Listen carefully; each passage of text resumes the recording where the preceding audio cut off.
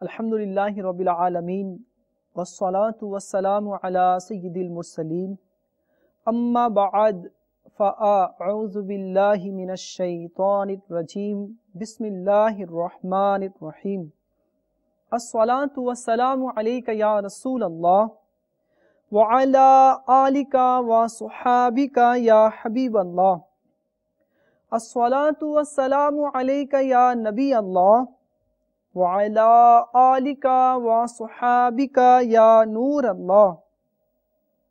প্রিয় ইসলামী ভাইয়েরা, গভীর মনোযোগ সহকারে ফয়জানে সুন্নাত থেকে দর্স ও বয়ান শ্রবণ করুন, কারণ অন্যমনস্ক হয়ে শুনলে এর বরকতসমূহ হাতছাড়া হয়ে যাবার সম্ভাবনা রয়েছে। দরুদ শরীফ পড়ার অসংখ্য ফজিলত ও বরকত রয়েছে। তাজদারে মদিনা রাহাতে কলবুসিনা সাল্লাল্লাহু তাআলা আলাইহি ওয়া আলিহি ওয়াসাল্লাম ইরশাদ ফরমান, তোমরা যেখানেই থাকো আমার উপর দরুদ শরীফ পাঠ করো, কেননা তোমাদের দরুদ আমার নিকট পৌঁছে থাকে। সাল্লু আলাল হাবিব সাল্লাল্লাহু তাআলা আলা মুহাম্মদ সাল্লাল্লাহু আলাইহি ওয়াসাল্লাম। হযরত সাইয়্যিদুনা সালেহ মারি রহমাতুল্লাহি তাআলা আলাইহি বলেন, আমি হযরত সাইয়্যিদুনা আতা সুলামি রহমাতুল্লাহি তাআলা আলাইহির সমীপে দুদিন ধারাবাহিকভাবে ঘি ও মধু একত্রিত করে ছাতুর মজাদার শরবত পাঠালাম, কিন্তু দ্বিতীয় দিনেরগুলো তিনি ফিরিয়ে দিলেন। এজন্য অসন্তুষ্টি প্রকাশ করে আমি বললাম, আপনি আমার তোহফা কেন ফিরিয়ে দিয়েছেন? বললেন, কিছু মনে করবেন না, প্রথম দিন তো আমি পান করে নিয়েছি, কিন্তু দ্বিতীয় দিন পান করতে অকৃতকার্য হলাম, কেননা যখন পান করার নিয়ত করলাম তখন 13 নং পারার সূরা ইব্রাহিম এর 17 নং আয়াত মনে পড়ে গেল। তর্জমা কনসুল ঈমান থেকে। অতি কষ্টে তা থেকে অল্প অল্প করে গলৎকরণ করবে এবং গলার নিচে অবতরণ করানোর আশায় থাকবে না, এবং তার নিকট চতুর্দিক থেকে মৃত্যু আসবে আর সে মরবে না, এবং তার পিছনে একটা কঠিন শাস্তি। হযরত সাইয়্যিদুনা সালেহ মারি রহমাতুল্লাহি তাআলা আলাইহি বলেন, এটা শুনে আমি কেঁদে উঠলাম আর আমি মনে মনে বললাম, আমি যে কোনো এক উপত্যকায় রয়েছি আর আপনি অন্য কোনো উপত্যকায় রয়েছেন।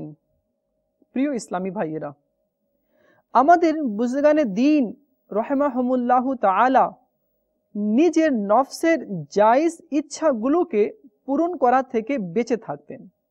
সৌভাগ্যের বিষয় হতো, আমাদের যখন ভালো কিছু খাওয়া ও উত্তম পোশাক পরিধান করতে মন চায়, তখন ইলাহি আযজা ওয়া জাল এর সন্তুষ্টি লাভ করার নিয়তে কখনো কখনো তা পরিহার করার সৌভাগ্য যদি লাভ হতো। যেমন প্রচণ্ড গরম পড়ছে আর ঠান্ডা পানি পান করার ইচ্ছে করছে, অথবা প্রচণ্ড ক্ষুধার সময় কড়া গোস্ত খাওয়ার প্রত্যাশা আর তার ব্যবস্থাও রয়েছে, কিন্তু যদি ইলাহি আযজা ওয়া জালের সন্তুষ্টির খাতিরে সেটা পরিত্যাগ করার তৌফিক হয়ে যেত, নফসের খায়েশকে পরিহার করার ফায়দা তো দেখুন।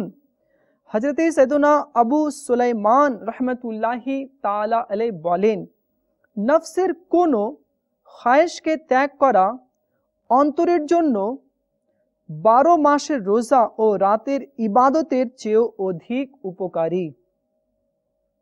হুজ্জাতুল ইসলাম হযরত সাইয়্যিদুনা ইমাম মুহাম্মদ গজ্জালি রহমাতুল্লাহি তাআলা আলাইহি বলেন, নফসকে জায়েজ আকাঙ্ক্ষাগুলোর জন্য খোলাভাবে ছেড়ে দেওয়া উচিত নয়, আর সর্ব অবস্থায় সেটার অনুসরণ করাও উচিত নয়।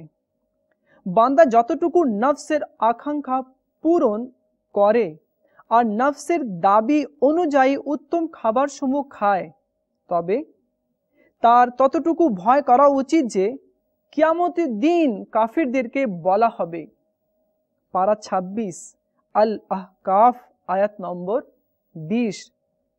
খলিফায়ে আলা হজরত মুফাসসিরে কুরআন হজরতে সদরুল আফাজিল আল্লামা মৌলানা সৈয়দ মোহাম্মদ নঈমুদ্দিন মুরাদাবাदी रहमतुल्लाहि ताला अलैह खजानुल इरफाने ए आयते मुबारकार ভিত্তিতে বলেন, এই আয়াতে আল্লাহ তাআলা দুনিয়াবি স্বাদ গ্রহণের কারণে কাফিরদেরকে তিরস্কার করেছেন। তাই রাসূল করিম রাউফুর রহিম সাল্লাল্লাহু তাআলা আলাইহি ওয়ালিহি ওয়াসাল্লাম ও হুজুরের সাহাবীগণ আলাইহিম রিদওয়ান দুনিয়াবি স্বাদ থেকে দূরে সরে গেছেন।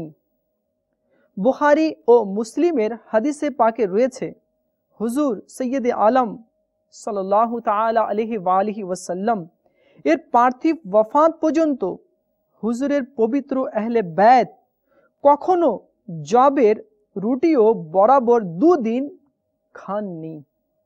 এটাও হাদিসে রয়েছে যে সম্পূর্ণ মাস অতিবাহিত হয়ে যেত, আলিশান ঘরে চুলায় আগুন জ্বলত না, সামান্য খেজুর ও পানি দিয়ে জীবন অতিবাহিত করতেন। হযরতে সৈয়দনা ওমর ফারুক আজম রাদিয়াল্লাহু তাআলা আনহু থেকে বর্ণিত, তিনি বলেন যে, হে লোকেরা, আমি ইচ্ছা করলে তোমাদের চেয়ে ভালো খানা খেতাম ও তোমাদের চেয়ে উত্তম পোশাক পরিধান করতাম, কিন্তু আমি আমার आराम ऐश निजर आखिरतेर जन्नो अवशिष्ट रखते चाई। कौनो मक्का के आका होकर, 2 जहां के दाता होकर, फाके से हैं शाहिद आलम सल्लल्लाहु अलैहि वसल्लम। आशुरा दिन राय देशेर काजी साहेबेर निकट एकजन भिक्षुक एसे आरज गुजार करलो, आमी एक अनेक निঃस्व ओ सन्तान सन्तति विशिष्ट मानुष, আপনাকে আশুরার দিনের দোহাই আমার জন্য 200 রুটি, 5 সের গোশত ও 10টি দিরহামের ব্যবস্থা করুন। আল্লাহ তাআলা আপনার মান সম্মানে বরকত দান করবে। কাজী সাহেব বললেন, জোহরের পর আসবেন। ফকির জোহরের পর আসলে বললেন, আসরের পর আসবেন। সে আসরের পর আসলে তখনও কিছু না দিয়ে খালি হাতেই ফিরিয়ে দিলেন। ফকির মন ভেঙে গেল। সে অসন্তুষ্ট অবস্থায় এক খ্রিস্টানের নিকট গেল আর তাকে বলল, আজকের পবিত্র দিনের ওসিলায় আমাকে কিছু দিন। সে জিজ্ঞেস করল, আজ কোন দিন? জবাব দিল, আজ আশুরার দিন। এটা বলার পর আশুরার কিছু ফজিলত বর্ণনা করল। সে শুনে বলল, আপনি অনেক বড়ই মর্যাদাপূর্ণ দিনের দোহাই দিয়েছেন, নিজের প্রয়োজনীয়তার কথা বলুন। ফকির তাকেও ওই প্রয়োজনীয়তার কথা বলল। ওই ব্যক্তি 10 বস্তা গম, 100 সের গোশত ও 20টি দিরহাম পেশ করে বললেন, এটা আপনার পরিবার পরিজনের জন্য সারা জীবন প্রতি মাসে এ দিনের ফজিলত ও সম্মানের ওসিলায় নির্ধারিত থাকবে। রাতে কাজী সাহেব স্বপ্নে দেখলেন যে কেউ বলছে, চোখ তুলে তাকাও। যখন দৃষ্টি দিলেন তখন 2টি আলিশান মহল দৃষ্টিগোচর হলো। একটি চাঁদি ও স্বর্ণের ইটের ও অন্যটি লাল ইয়াকুতের তৈরি ছিল। কাজী সাহেব জিজ্ঞাসা করলেন, এ দুটো মহল কার? জবাব পেল, যদি তুমি ফকিরের প্রয়োজন পূরণ করে দিতে তবে এগুলো তুমি পেতে, কিন্তু যেহেতু তুমি তাকে বারংবার আসতে বলেও কিছু দাওনি, তাই এখন এ 2টি মহল অমুক খ্রিস্টানের জন্য। কাজী সাহেব যখন জাগ্রত হলেন তখন খুবই পেরেশান ছিলেন। ভোর হলে ওই খ্রিস্টানের নিকট গিয়ে তাকে জিজ্ঞেস করলেন যে, গতকাল তুমি কোন নেক কাজটি করেছো? তিনি জিজ্ঞেস করলেন, আপনি কিভাবে জানলেন? কাজী সাহেব নিজের স্বপ্নের কথা বললেন আর নিবেদন করলেন যে, আমার কাছ থেকে 1 লক্ষ দিরহাম নিয়ে যাও আর গতকালের ওই নেকি আমার নিকট বিক্রি করে দাও। খ্রিস্টান বলল, আমি সমগ্র পৃথিবীর সমস্ত সম্পদ নিয়েও তা বিক্রি করব না। রব্বুল ইজ্জত আজ্জা ওয়াজালের রহমত ও দান অনেক চমৎকার, রাখুন আমি মুসলমান হচ্ছি। এ কথা বলে তিনি পড়লেন, আশহাদু আল্লা ইলাহা ইল্লাল্লাহু ওয়া আশহাদু আন্না মুহাম্মাদান আবদুহু ওয়া রাসূলুহু। আমি সাক্ষ্য দিচ্ছি যে আল্লাহ আজ্জা ওয়াজাল ব্যতীত কেউ ইবাদতের উপযুক্ত নেই, এবং সাক্ষী দিচ্ছি যে মুহাম্মদ সাল্লাল্লাহু আলাইহি ওয়াসাল্লাম তার বিশেষ বান্দা ও তার রসুল। প্রিয় ইসলামী ভাইয়েরা, আশুরা অর্থাৎ মুহররমুল হারামের 10 তারিখে নওয়াসায়ে রসুল ইমামে আলী মাকাম হজরতে সৈয়দনা ইমামে হুসাইন রাদিয়াল্লাহু তাআলা আনহু ও তার সঙ্গীদেরকে কারবালা প্রান্তে সীমাহীন নির্দয় সহকারে ক্ষুধা পিপাসা অবস্থায় শহীদ করা হয়েছে। আশুরার দিনে এছাড়া অনেক গুরুত্বপূর্ণ ঘটনাবলী সংঘটিত হয়েছে।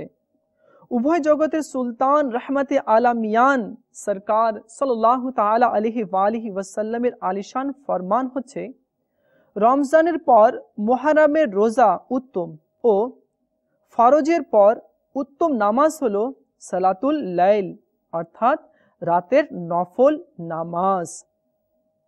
নবী রহমত তাজদারে রিসালত সাল্লাল্লাহু তাআলা আলাইহি ওয়া আলিহি ওয়াসাল্লাম বলেন, মুহররমুল হারামের প্রতিদিনের রোজা 1 মাসের রোজার সমান। রহমতে আলম নূরে মুজাসসাম সাল্লাল্লাহু তাআলা আলাইহি ওয়া আলিহি ওয়াসাল্লাম ইরশাদ করেছেন, যে ব্যক্তি মুহররমুল হারামে 3 দিন বৃহস্পতিবার, জুমা ও শনিবার দিন রোজা রাখলো, তার জন্য 2 বছরের ইবাদতের সওয়াব লিপিবদ্ধ করা হবে। সরওয়ারে কায়নাত সাল্লাল্লাহু তাআলা আলাইহি ওয়া আলিহি ওয়াসাল্লাম ইরশাদ করেছেন, আশুরার দিনের রোজা রাখো আর এতে ইহুদিদের বিপরীত করো, এর পূর্বে বা পরেও 1 দিনের রোজা রাখো। সুতরাং যে 10ই মুহররমুল হারামে রোজা রাখে তার উচিত 9 বা 11 তারিখের রোজাও যেন রেখে নেয়। মদিনার সুলতান রহমতে আলামিয়ান সরকার সাল্লাল্লাহু তাআলা আলাইহি ওয়া আলিহি ওয়াসাল্লাম এর জান্নাত নিশান ফরমান হচ্ছে, যে আশুরার দিন নিজের ঘরে রিজিকের প্রশস্ততা করলো, আল্লাহ তাআলা তার উপর সারা বছর প্রশস্ততা করবেন। প্রসিদ্ধ মুফাসসির হাকিমুল উম্মত হযরতে মুফতি আহমদ ইয়ার খান নেহমি রহমতুল্লাহি তাআলা আলাইহি বলেন, মুহররমুল হারামের 9 ও 10 তারিখের রোজা রাখলে অনেক সওয়াব পাবেন। সন্তান সন্ততির জন্য 10ই মুহররমুল হারাম শরীফে খুব ভালো ভালো খানা তৈরি করবেন, তাহলে ইনশাআল্লাহ আজ্জা ওয়া জাল সারা বছর ঘরে বরকত থাকবে। উত্তম হচ্ছে যে খিচুড়ি রান্না করে হজরতে শহীদে কারবালা সৈয়দনা ইমামে হুসাইন রাদিয়াল্লাহু তাআলা আনহুর ফাতিহা করা খুবই কার্যকারী।